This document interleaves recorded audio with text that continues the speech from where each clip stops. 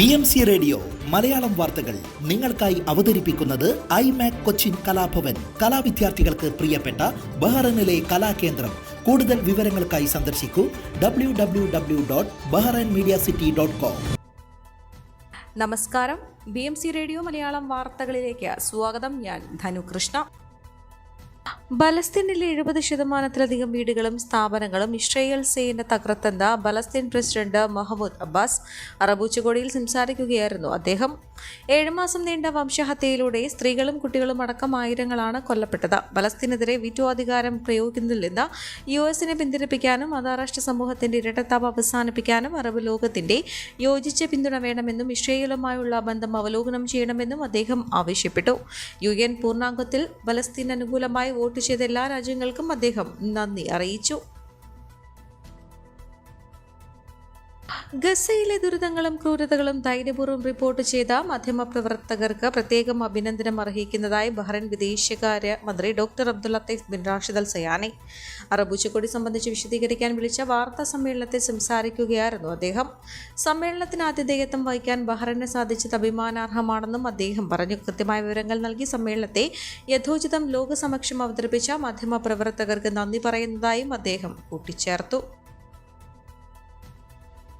ബഹ്റൈനിൽ നടക്കുന്ന 33ാമത് അറബ് ഉച്ചകോടിയിൽ പങ്കെടുക്കുന്ന വിവിധ രാഷ്ട്ര തലവന്മാർക്ക് രാജാവ് ഹമദ് ബിൻ ഈസൽ ഖലീഫ നന്ദി അറിയിച്ചു.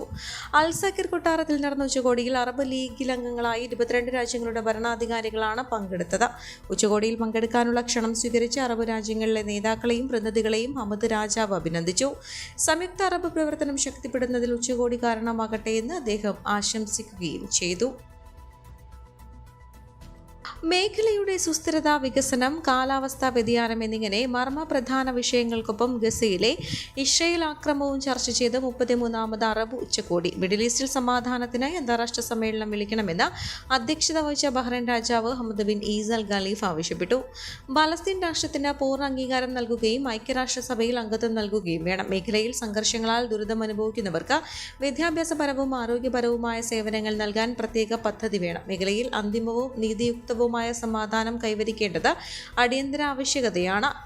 അനുരഞ്ജന സമീപനത്തിലൂടെയും ഗൗരവമായ രാഷ്ട്രീയ സംവാദത്തിലൂടെയും ഇത് സാധ്യമാക്കണം. സാമ്പത്തികം, സാങ്കേതികവിദ്യ, ഡിജിറ്റൽ പരിവർത്തനം എന്നിവയിൽ അറബ് സഹകരണം വർദ്ധിപ്പിക്കണം. മേഖലയുടെ സുസ്ഥിരതയും വികസനവും ഉറപ്പാക്കാനുള്ള നിരവധി പദ്ധതികളും അദ്ദേഹം നിർദ്ദേശിച്ചു.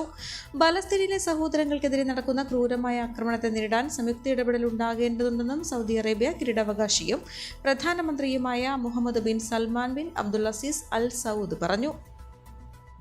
ഗവൺമെന്റ് ഹോസ്പിറ്റൽ സെക്രട്ടേറിയറ്റ് കൗൺസിൽ പുനഃസംഘടിപ്പിച്ച് രാജാവ് ഹമദ് ബിൻ ഈസൽ ഖലീഫ ഉത്തരവിറക്കി. Sheikh Hisham bin Abdul Aziz Al Khalifa ചെയർമാനും ആരോഗ്യ മന്ത്രാലയ അണ്ടർ സെക്രട്ടറി വൈസ് ചെയർമാനുമാണ്. ധനകാര്യ മന്ത്രാലയത്തിലെ economic operation assistant under secretary, civil service ബ്യൂറോയിലെ ഓർഗനൈസിംഗ് ആൻഡ് ജോബ് ബജറ്റിംഗ് കാര്യ ഡയറക്ടർ, ആഭ്യന്തര മന്ത്രാലയത്തിലെ ക്യാപ്റ്റൻ ഹിഷാം ഇബ്രാഹിം, ആരോഗ്യകാര്യ സുപ്രീം കൗൺസിലിലെ ഹെൽത്ത് സ്ട്രാറ്റജിക് ഇവാലുവേഷൻ ഡിപ്പാർട്ട്മെന്റ് മേധാവി ഡോക്ടർ ഫർസാന അബ്ദുൽ കരീം അസൈദ് എന്നിവർ അംഗങ്ങളുമായിരിക്കും. 4 വർഷമാണ് കൗൺസിലിന്റെ കാലാവധി.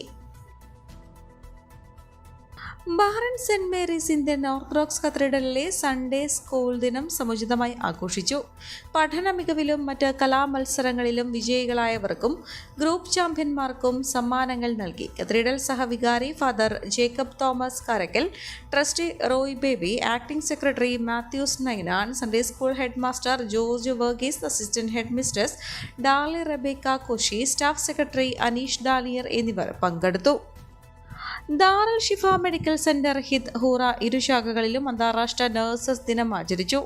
കേക്ക് മുറിക്കുകയും എല്ലാ നഴ്സിംഗ് സ്റ്റാഫിനും പ്രശംസാപത്രവും പൂക്കളും നൽകി ആദരിച്ചു. ചടങ്ങിൽ Darul Shifa medical centre general manager Ahmed Shameer, marketing and business development head Rajul Karuvan Thodi, HR director Rasheeda Mohammed Ali, മറ്റ് മാനേജ്മെന്റ് അംഗങ്ങൾ, ഡോക്ടർമാർ, ജീവനക്കാർ എന്നിവർ പങ്കെടുത്തു.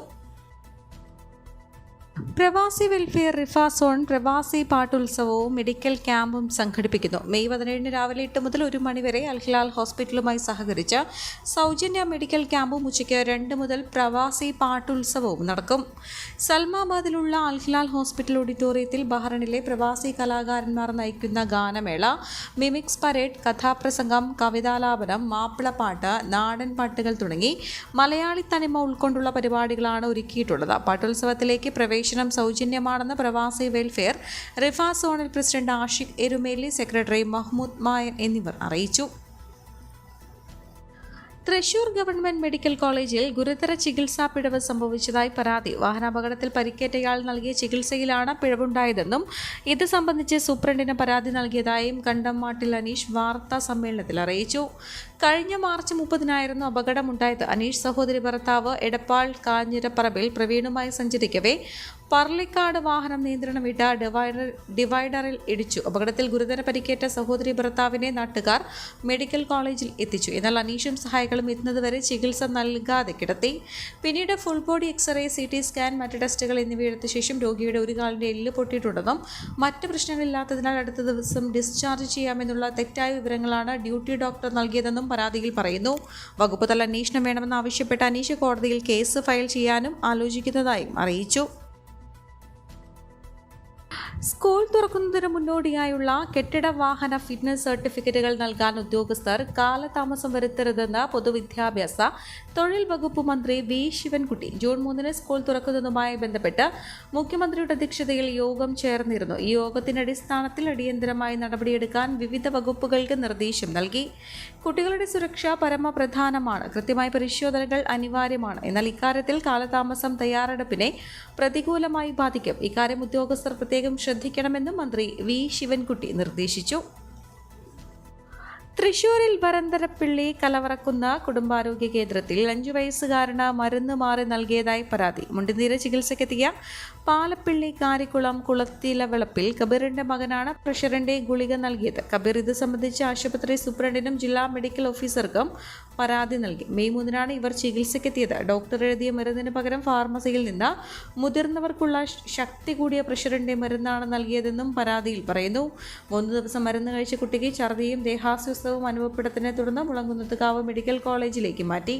1 ദിവസത്തെ ചികിത്സയ്ക്ക് ശേഷമാണ് കുട്ടിക്ക് ആരോഗ്യം വീണ്ടും കിട്ടിയത്.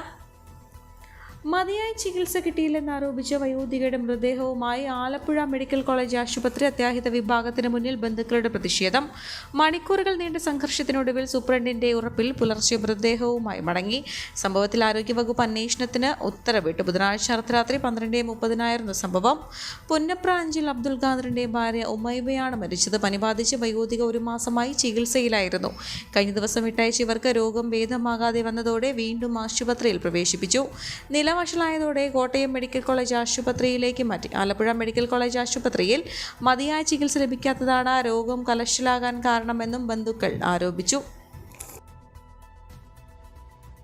പന്തീരങ്കാവ് ഗാർഹിക പീഡന കേസിൽ അതിജീവിതയ്ക്കെതിരെ പ്രതിയും കുടുംബവും ഉന്നയിക്കുന്ന ആരോപണങ്ങൾ മാധ്യമങ്ങൾ അമിത താൽപര്യത്തോടെ വാർത്തയാക്കുന്നതും അതിജീവിതയുടെ അന്തസ്സിന് കളങ്കം ചാർത്തുന്ന രീതിയിലുള്ള പ്രയോഗങ്ങൾ നിരന്തരം സംപ്രേഷണം ചെയ്യുന്നതും മര്യാദക്കേടാണെന്ന് സംസ്ഥാന യുവജന കമ്മീഷൻ ചെയർമാൻ M. ഷാജർ യുവതിയുടെ വീട്ടിലെത്തി ബന്ധുക്കളെ ആശ്വസിപ്പിച്ച ശേഷം സംസാരിക്കുകയായിരുന്നു അദ്ദേഹം. അതിജീവിതയ്ക്ക് നീതി ലഭിക്കാനുള്ള നിയമപരമായ എല്ലാ കാര്യങ്ങളിലും കമ്മീഷന്റെ പിന്തുണയും സഹായവും ഉണ്ടാവും. സ്ത്രീധനത്തിനെതിരെ യുവത ഒന്നിക്കണമെന്നും അദ്ദേഹം കൂട്ടിച്ചേർത്തു. പനമ്പള്ളി നഗറിൽ നവജാത ശിശുവിനെ കൊലപ്പെടുത്തിയ സംഭവത്തിൽ മാതാവായ യുവതിയുടെ സുഹൃത്തിനെതിരെ കേസ്. വിവാഹ വാഗ്ദാനം നൽകി പീഡിപ്പിച്ചു എന്ന ഇവരുടെ മൊഴിയുടെ അടിസ്ഥാനത്തിലാണ് യുവാവിനെതിരെ കേസെടുത്തത്. യുവതി പ്രസവിച്ചതിന് പിന്നാലെ കുഞ്ഞിനെ കൊലപ്പെടുത്തി ഫ്ളാറ്റിൽ നിന്ന് വലിച്ചെറിയുകയായിരുന്നു. ഗർഭിണിയായത് ബലാത്സംഗം ചെയ്യപ്പെട്ടതിനെ തുടർന്നെന്നാണ് പോലീസ് നേരത്തെ സംശയം പ്രകടിപ്പിച്ചിരുന്നത്. ഈ മാസം 1-നാണ് പനമ്പള്ളി നഗറിലെ അപ്പാർട്ട്മെന്റിന് മുന്നിലുള്ള റോഡിൽ ശിശുവിന്റെ മൃതദേഹം കണ്ടെത്തിയത്. അപ്പാർട്ട്മെന്റിലെ ഫ്ളാറ്റുകളിൽ ഒന്നിൽ നിന്ന് എറിഞ്ഞതാണെന്നും പിന്നീട് CCTV ദൃശ്യങ്ങളിൽ നിന്ന് വ്യക്തമായി. തുടർന്ന് 5-ാം നിലയിൽ താമസിക്കുന്ന യുവതി അറസ്റ്റിലായി. പുലർച്ചെ 5-ന് കുളിമുറിയിൽ പ്രസവിച്ച യുവതി കുഞ്ഞു കരയാതിരിക്കാൻ വായിൽ തുണി തിരുകി. യുവതി ഗർഭിണിയാണെന്നതോ പ്രസവിച്ചതോ വീട്ടുകാർ അറിഞ്ഞിരുന്നില്ല. അമ്മ വാതിൽ മുട്ടിയപ്പോൾ പരിഭ്രാന്തിയായ യുവതി കയ്യിൽ കിട്ടിയ കവറിലിട്ട് കുഞ്ഞിനെ പുറത്തേക്ക് എറിയുകയായിരുന്നു. ശ്വാസം മുട്ടിയാണ് മരണമെന്നും പോസ്റ്റ്മോർട്ടം റിപ്പോർട്ടിൽ വ്യക്തമാക്കിയിരുന്നു. തലയ്ക്ക് പൊട്ടലും ഉണ്ടായിരുന്നു. ഗർഭിണിയാണെന്ന് തിരിച്ചറിയാൻ വൈകിയെന്നും അതിനാൽ ഗർഭചിത്രം നടത്താൻ സാധിച്ചില്ലെന്നുമായിരുന്നു യുവതിയുടെ മൊഴി. ആൺസുഹൃത്തിനെ കുറ്റപ്പെടുത്താതെയാണ് അന്ന് മൊഴി നൽകിയത്. തൃശൂർ സ്വദേശിയായ യുവാവുമായി ഇൻസ്റ്റാഗ്രാം വഴിയാണ് പരിചയപ്പെട്ടതെന്നാണ് യുവതി പറയുന്നത്. ഗർഭിണിയാണെന്ന കാര്യം അയാൾക്ക് അറിയാമായിരുന്നു എന്നും വെളിപ്പെടുത്തിയിരുന്നു. തുടർന്ന് ഇരുവരുടെയും സൗഹൃദം അവസാനിച്ചു. വിവാഹ വാഗ്ദാനം നൽകിയിരുന്നുവെന്നും ഗർഭിണിയായതോടെ യുവാവ് പിന്മാറിയെന്നും വിശദമൊഴിയെടുപ്പിൽ യുവതി വ്യക്തമാക്കി. ഇതോടെയാണ് കേസെടുക്കാൻ പോലീസ് തീരുമാനിച്ചത്. നൃത്തത്തിലുള്ള താല്പര്യമാണ് ഇരുവരെയും അടുപ്പിച്ചതെന്നാണ് പോലീസ് വൃത്തങ്ങൾ പറയുന്നത്. ബംഗളൂരുവിൽ വിദ്യാഭ്യാസം ഇടയ്ക്ക് വെച്ച് നിർത്തി നാട്ടിൽ വന്ന് യുവതി പഠനം തുടങ്ങിയിരുന്നു. അതിനിടെയാണ് യുവാവുമായി പരിചയപ്പെടുന്നത്. കടുത്ത അണുബാധയെ തുടർന്ന് ആശുപത്രിയിൽ ചികിത്സയിലുള്ള യുവതി ഈ മാസം 18 വരെ ജുഡീഷ്യൽ കസ്റ്റഡിയിലാണ്. ഈ വാർത്തയോടുകൂടെ BMC റേഡിയോ മലയാളം വാർത്തകൾ സമാപിക്കുന്നു. നന്ദി, നമസ്കാരം.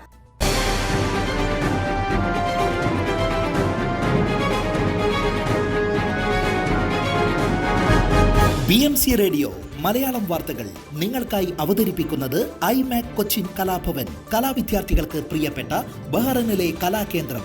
കൂടുതൽ വിവരങ്ങൾക്കായി സന്ദർശിക്കൂ www.bahrainmediacity.com.